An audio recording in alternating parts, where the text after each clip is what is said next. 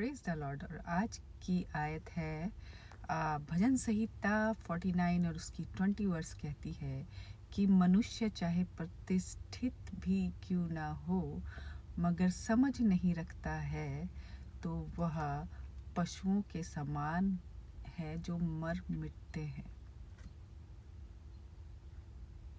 मनुष्य चाहे प्रतिष्ठित भी हो पर समझ ना रखता हो तो वह उन पशुओं के समान है जो मर मिटते हैं।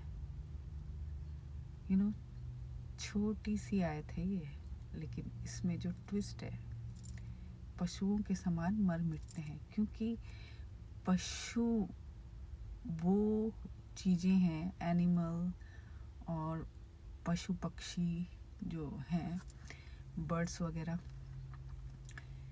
इन सब के बारे में कहा है कि वो उन जानवरों के समान है जो समझ नहीं रखते, राइट। तो समझ का होना बहुत ज़रूरी है। और बुद्धि कहाँ से मिलती है? बाइबल बताती है कि बुद्धि हमें परमेश्वर के द्वारा ही मिलती है। और अगर हम पढ़े लिखे हैं तो हमें हर एक चीज़ को चेक करना बहुत ज़रूरी है। ऐसे आँख मूंद करके लोगों के पीछे नहीं चलना है। हमें जैसे परमेश्वर की खोज के बारे में मैं कहूँ तो हमें आँख मूंद करके नहीं चलना है। हमें सच्चे परमेश्वर की खोज करनी है, राइट। और फिर देखना है कि कि क्या सत्य है, राइट। तो यहाँ पर यही है। और बहुत से लोग हैं जो पढ़े लिखे नहीं हैं लेकिन प्रतिष्ठित है, राइट।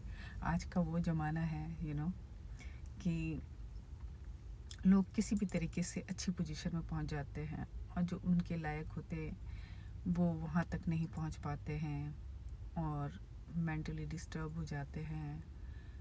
और जो आजकल हो ही रहा है स्टूडेंट्स वगैरह के साथ, राइट। तो समझ का होना बहुत ज़रूरी है। जब समझ खुलती है ना तब इनकलाब आता है, जो हम अभी देख रहे हैं, राइट। तो समझ का होना बहुत ज़रूरी है। और समझ हमें परमेश्वर की तरफ से मिलती है, क्योंकि जितना जितना हम परमेश्वर को जानते हैं